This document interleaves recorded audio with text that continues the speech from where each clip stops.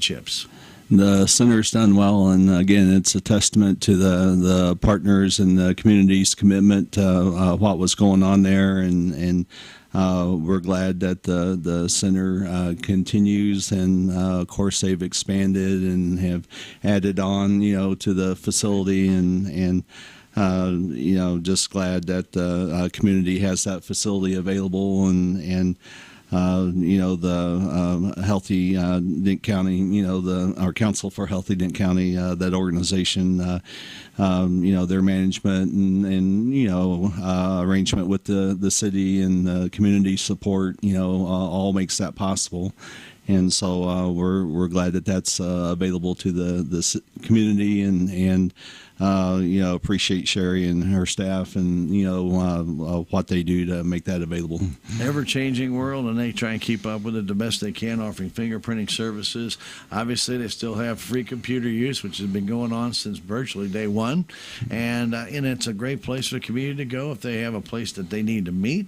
They've got small meeting rooms, large meeting rooms, and then we're not trying to sell community center at the Army right now, but it is a viable part of our community and the way it runs, because it is a gathering place for people for education as well as health.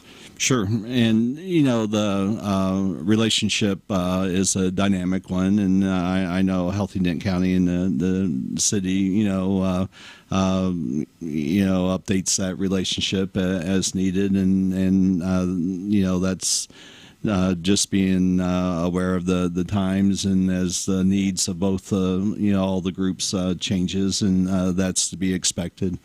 But I'm just glad that the facility is available for the community, and a lot of blood, sweat, and tears was put into the formation of that, and a lot of the other TCRCs, will use that term, because when they first opened, that was the reference point, were absorbed into other host entities. Right. But Salem's was able to continue as a standalone, entity, and again, it's a testament to the local community and the staff that put in the effort to make that happen.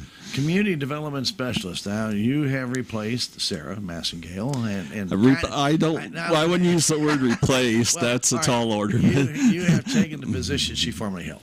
That's correct. Okay, so community development specialist. It doesn't mean just the Salem community. You have a number of communities that you're going to be dealing with, because Extension has, I won't say, reduced their staff and covered now in regions, don't they? Well, over the years, funding for Extension, has been an issue, and so the way you cover the same state is with staff covering more counties, and it was that way even when Sarah held the position, and that continues. And so my position, in addition to Dent County, I also have responsibilities for Pulaski, Phelps, Marys, Crawford, and Washington counties. And so, you work with those counties in covering their community development needs. And at a high level, community development can be thought of as capacity building. Sure. Working with those communities, develop their capacity. Sometimes that may be thought of in, human capacity, or, sometimes we think of financial capacity. Each community is different in what their needs are. But, shouldering with those communities and helping them develop their civic capacity to do bigger and better things. And Sarah left pretty big shoes to fill. Sarah did a great job and a good legacy to build off of, and good relationships, with each of the communities that she served, and trying not to damage those relationships, but to build off of them. And of course, when when I was with on the board of the Merrimack Regional Planning Commission, I had was on committees or boards with some of the counties, that I serve now. So I have had prior relationships with a lot of the communities, and so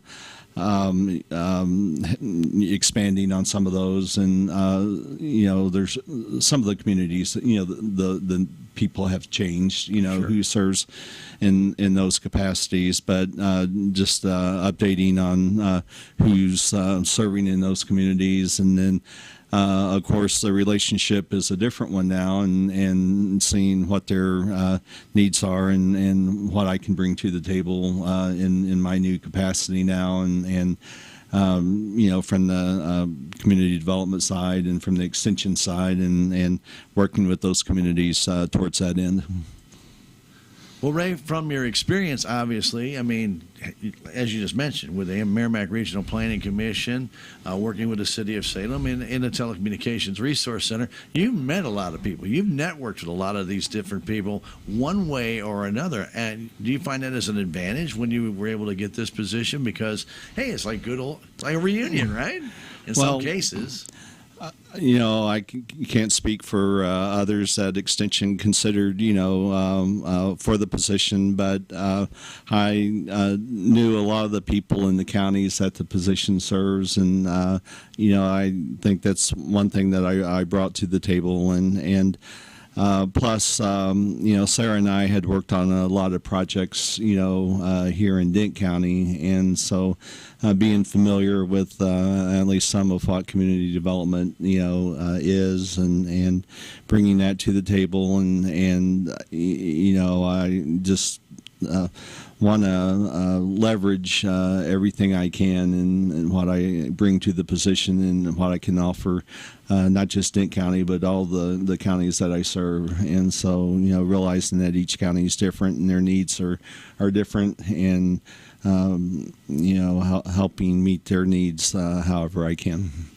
And as you're looking at those communities, even though there are differences in every one of those communities you talk to in every county, there are a lot of similarities in what the needs are of those communities, because we're all in the rural parts of Missouri. We all have somewhat similar needs. I won't say they're all identical, but and that's the challenge of your job, is to kind of go in there and address those needs the best that you can, and help get those needs possibly resolved or maybe reduced, because every community needs to prosper. And sometimes it just needs a little push in the right direction, right, Ray? That's true, and kind of related to that, a few years ago, Extension did an outreach effort to solicit feedback from across the state on things that Missourians wanted Extension to focus on. In part, because of the limited resources, to make sure that we were responsive, to the needs of Missourians. But it's was called the Grand Challenges, is what came out of that, and they did surveys, focus groups, a variety of outreach efforts, and some people may have been responded to that, and that's an ongoing effort, and it's still guiding a lot of our programming and efforts. And three themes evolved from that statewide: economic opportunity, healthy futures, and then educational access and excellence. And that kind of overarches between rural and urban areas. Of course, Missouri is a diverse state, and there's some nuances between, city and rural, but those themes kind of cut across even those geographic, areas. And so, we're trying to make sure that we respond and use those filters. And when we're looking at new programs or new efforts, how does it fit in with those priority areas? And it's when you look at the extension and how they do that, and Ray, when you're talking about these, extension educates a number of different ways, either through interviews like yourself. You go on site and you have to go to these counties. You work with the people there. But if it comes to where you need a group to getting together, you guys can meet as a group in person. You guys do Zoom meetings. The extension offers a lot of different ways to get information, whether it be face-to-face. And like we have a couple of those things coming up here very soon. Actually, a field day coming up face-to-face. There are a lot of people that can't always attend some of the different things the extension offers, and they offer so many. I mean, it's diverse, the amount of different things that they offer. Just go on the website and look. But you can learn whether you're watching it via Zoom or in person, getting that instruction there. And that's one of the things about the extension. I think it's exploded kind of since COVID. I think a lot more of that is out there to where they offer even more than I think they did, Ray. Well, and extensions always tried to be balanced, I think would be a fair characterization. You mentioned COVID, and of course that forced a lot of things to go remote, or with Zoom or other remote technologies. But with things loosening up and being able to do more things face to face, extension is wants to be effective in how we meet with people and how we deliver programs. And so, yes, we want to be cost effective, and if a program can be done or a meeting can be done remotely, we want to factor that in. But if it can be done face to face or needs to be done face to face, and if that can be done cost effectively, we want to factor that in, because not everybody can, and not every program can be done remotely. And so that's a balancing act. And so, a lot of our programs are offered remotely, but you'll see a number of our programs are offered face to face too. So, that's kind of a case by case basis. And so, but we try to do that credibly. It's just not a cookie cutter, everything's done a certain way. There is some thought into which programs are offered which way. And, Missourians can, know that some thought was put into, how programs are offered, and try not to compromise integrity, of programs. And, we do try to be effective in how we do what we do.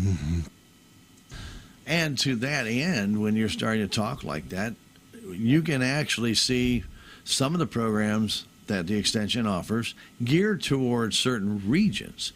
And like you're saying, and some of those you can attend in person and they'll Zoom it. Some of them are just Zoom because they're done by maybe a distant instructor. And others, well, you really may not have any interest in it at all. If something up in northern Missouri about wheat harvesting is not your thing as you're a cattle farmer. Okay, get it. But if there's something in a cattle farming industry that the wheat farmer may not have any interest in, there would be no reason for them to attend that or even Zoom it. But they can if they wish, if it's available on Zoom. That's the neat thing about extension programs. You can broaden your horizons if you want to by watching those programs. But the things I like best about extension, like the field day we're going to talk about in a second, is the hands-on. And when you've got the great extension people like Gatlin Bunton and Sarah and people like that, and all the people in extension, they are hands-on. They get on top of things, and they're there to answer those questions personally, via phone, via Zoom, however you need, because they want you to learn it, but they want you to understand it. That's right, Stan. And, if they can answer that question over the phone or through a Zoom call, they will. But if a farm visit needs to be made, they'll schedule that, whatever is needed. You'll find extension specialists responsive that way. So let's talk a little bit about the field day that's coming up next Friday. There's actually a grassland management course that's going on as we're speaking right now, Ray. It's actually going on today through Friday out at Wardak Farm, but this is next Friday. Tomorrow through Friday. Or today through Friday. Today through Friday. Sorry, got my days. Yeah, don't get messed up. Right. Okay. Anyway, next Friday, it's the field day out at Wardak, and this is a very popular day, and a lot of producers like to go out there. You have great speakers. You have great presentations, and they've been doing this for a long time. I had a little break during COVID, but they get these people out there. It's not just the great speakers and the instructors from the extension, Ray. You get to talk to your neighbors. You get to talk to other people in the business and maybe find out some things that have changed with their farm, maybe with their producing, that might be able to help you in the long run. And that's what it's all about. Gatlin gets them together, starts talking about this. You've got the other producers that I'm trying to think of what her name is. Rachel. Rachel can talk to you. And they can get people together that have similar types of farms and say, hey, you guys are virtually the same. Why don't you guys get together and talk a little bit and see how you can help each other?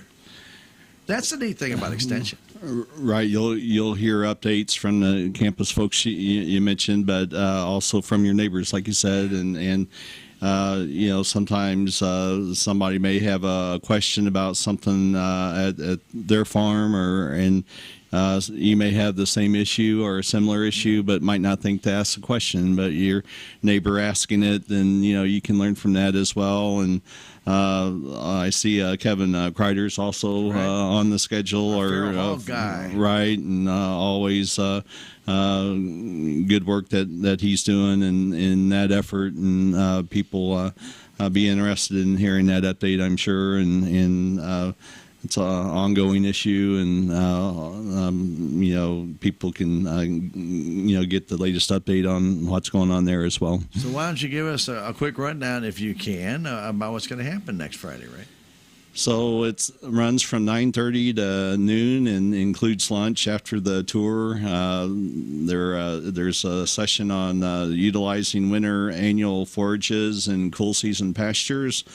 There's incorporating native warm season grasses into your operation, economics of keeping cattle through drought, timely topic. Yeah, no kidding. Our local specialist, Eric, has a session on beef management during drought and forage shortages, winter grazing, grain, sorghum, Missouri weather and resources.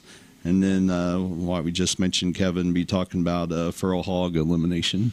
Yeah, and they have reduced quite a bit of that this year. And fortunately, knock on wood, there's not a lot of that in Dent County.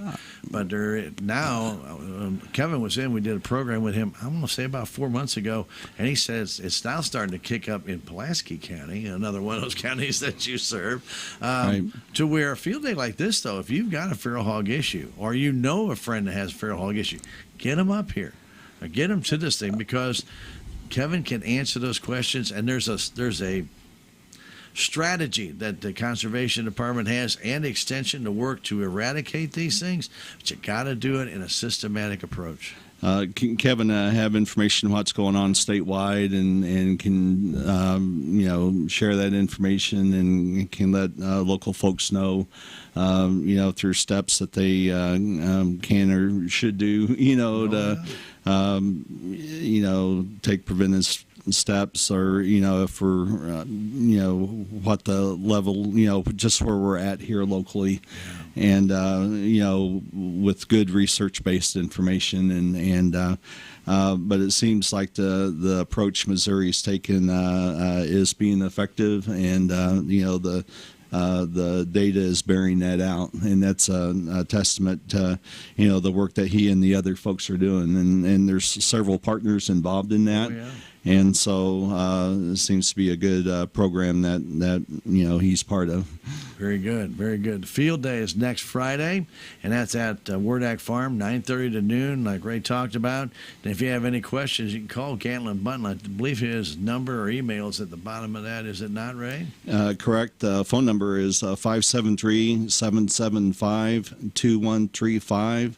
Again, 573-775-2135. Or his email is bunton, BUNTONG, at missouri.edu. Spell out Missouri, please. Right. Missouri.edu. Well, the field day, agriculture is one of the things that obviously Extension's involved with. We know you hear a lot of times when we have Eric and them in, they talk about hay testing, soil testing, different things of that nature. And of course, that's all very, very important. And there's other things in entomology. They can help you out if you find a bug or something of that nature. You don't really know what it is. If you find it on a plant that you have, you're like, I have never seen that before. If you can get that in a jar, you can take it up to the Extension. They'll send it off and take a picture of it if you can't get it off the flower or whatever. And it's amazing. It doesn't take very long. Within a couple of days, they're sending you back a bunch of information on that insect that you got. We've had a lot of people taking advantage of the soil testing here lately, and with the cost of fertilizer and other supplements going up, it's a very cost-effective way to make sure you're being effective in what you're applying. And Eric, our local livestock specialist, can help advise on specific testing you might consider, or applications to consider. But it's just a very cost-effective thing to consider when you're spending that kind of money. And you can come in and talk through what approach to use. There's sampling methods on your depending upon what size of field you have and so forth, get the best bang for the buck, so to speak. And they'll help you. They'll come out and help you take that. But that's a service Extension has offered for years, and the turnaround's fairly quick. They get it sent in, and then you get the results back, and it gives you direction on what you might consider for your application. So. Very good. All right. We also have other programs at Extension, and I mean also say a lot of the programs we talked about, the entomology, identification, things of that nature. There's a lot of programs that Extension has. There's a lot of brochures that they have, a lot of information. It's all free. You can't beat the price. It's free. And you can find out more by calling the local Extension, 729-3196. You can ask them if they have information about maybe something you're curious about, and a lot of times they will, or a lot of times they may direct you to somebody that has that information, right? That's right. Sorry. If you don't have our website bookmarked, easy way to find it is just to Google Dent County Extension. It comes up at the top of that search, and it has a lot of links to our events coming up, the faculty that serve this office, and it's got our Facebook link as well. And some people prefer that platform over the website. And you can register for programs that are of interest to you, and it's the most cost-effective way to stay current on programs we have coming up. We usually try to have somebody stop by KSMO once a month, or more often if we have something special, happening. And appreciate Stan, you working with us to get the word out on that. And we want folks to take advantage of what's available. As you mentioned, a lot of things are available at no charge. Some of our programs, there is an associated charge, but we try to be clear about that if there is. And usually I think people will find if there is a charge, it's usually reasonable, and sometimes it may just be to cover supplies, or if we have an associated charge, it may be just to cover that. Mm-hmm. But it's still a good value, for what you're getting, and people can trust it's research, based information, and you don't have to question, the validity of it, and you're still welcome to compare it or just source it to others. But I think you'll find you'll find it valid. One of the things coming up, another one of the programs we talk about, is the Good Neighbor program, and that's getting started here real soon, Ray. So real soon. September 28th That's through like tomorrow. right, is a special emphasis. And we have a specialist that's recently receives national recognition for Good Neighbor program. David Burton in the Greene County office has received recognition for programming related to Good Neighbor programming, and so we'll have some things that we're doing in the Dent County office. I don't want to give everything away, but we're going to do some things out of our office to show some, I'll say some random acts of kindness, I guess. Well, that's kind of what it's all about, though, right? Right. And, there's some things that you can do to just show people you appreciate them or just be a good neighbor. And there's a national effort in that regard. And I think we could all agree if ever that's needed in our country, now would be a good time to, being a good neighbor, and a lot of people anymore, Ray, don't even know their neighbors. I mean, because a lot of people for a while with COVID and everything, they didn't get out of their house. And a lot of those communications that we had with our neighbors kind of went a little bit by the wayside. But it's a good time. I think it's a great way to maybe open back up to your neighbors and see how you can work it better as a neighborhood. Yeah, one of the approaches I've have seen David advise people to use is do a grid and just fill in who lives where. And some people know who their neighbors are and a little bit about their neighbors and already practice being a good neighbor. Mm-hmm. And but some people aren't as good a neighbor. And so if you don't know who your neighbors are, that's something that you could do is just kind of draw a little map or diagram of your neighborhood and start to fill it in. You don't have to try to do it all at once, but as you can, start to jot some names down and get to know your neighbors a little bit at a time. And it's a two-way street, but sure. You can't control what kind of neighbors they are, but you can you do have control over what kind of a neighbor you are, and as you can, get to know your neighbor and be a good neighbor yourself, and it's a good thing to do. Especially if you have new neighbors, people that move in, maybe from out of the area, they're not even familiar with Dent County, and they really do need a little helping hand in trying to find things. You can be a great neighbor to those people, and a lot of times, though, we're not as welcoming, I guess, as we probably should. You see somebody moving in, and I don't know, nobody wants to take that first step and open up.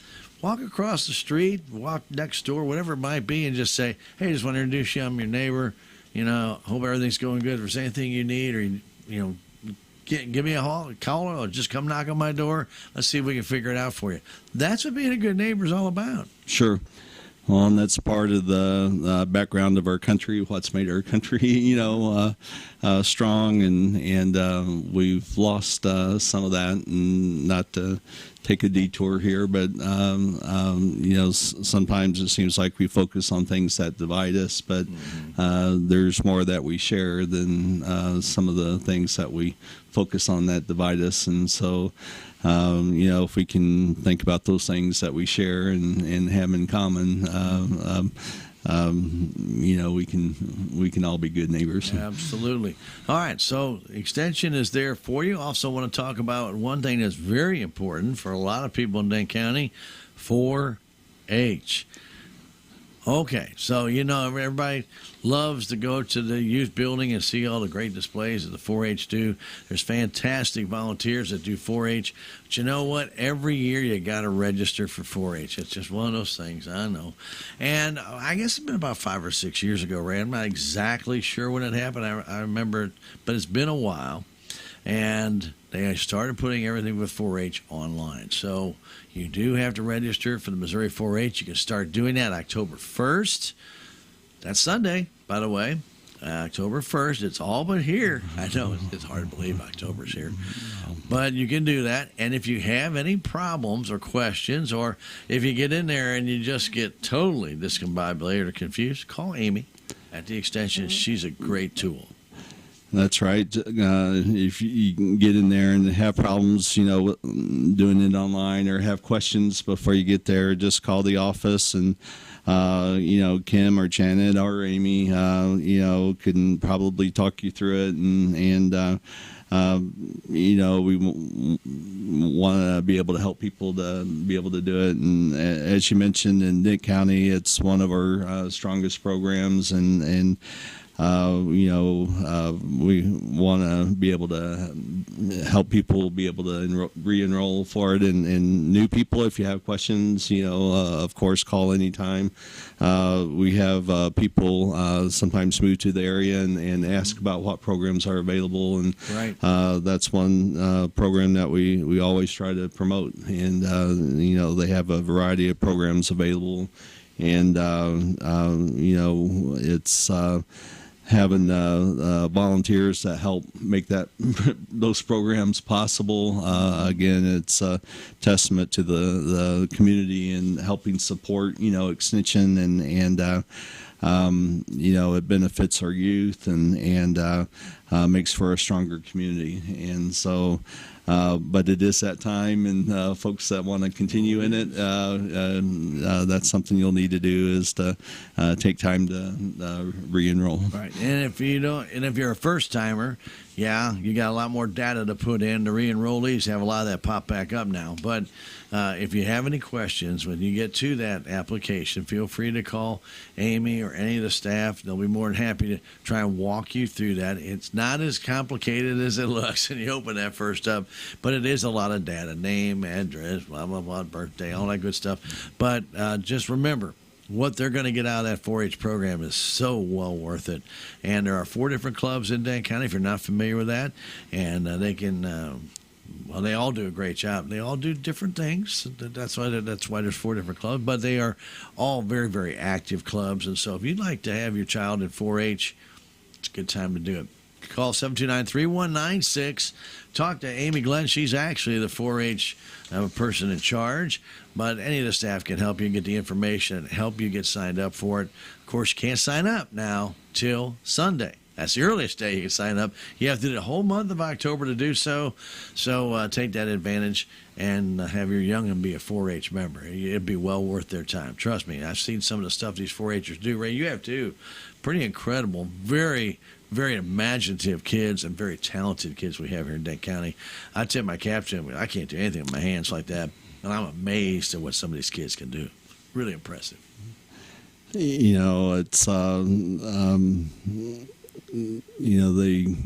it's a testament to the families they come from, their support network, and the leaders that help support them and their aspirations to want to learn and show what they're capable of. And our community benefits from that. Absolutely. Well, sir, I don't have anything else to ask you. If you have anything you want to finish up with? I just appreciate the opportunity to come in, and hopefully my voice will be a little stronger next time. Ray Walden, Community Development Specialist from the University of Missouri Extension here in Dent County, Crawford County, Phelps County, Pulaski County. I'm losing the other ones. Mary's in Washington. Mary's in Washington County. I knew they'd come to me sooner or later. Anyway, Ray, again, thank you for the time. Appreciate that. And if you have any questions, again, 729-3196. The extension's at 112 East 5th Street. Upstairs, those beautiful steps, fun steps. Stairway to heaven. It's stairway to heaven. But if you can't make those steps and you need some assistance, call them beforehand. They will meet you downstairs and help you out in whatever you need. Always a pleasure talking with our friends from the Extension. Ray, good to see you again. Hadn't seen you in quite some time, but it's good to see you. Good to see you're doing healthy, and glad to see you're adapting to your new position very well. Thanks, Dan. Good to see you, Ray. Stay tuned. We've got AP News coming up next.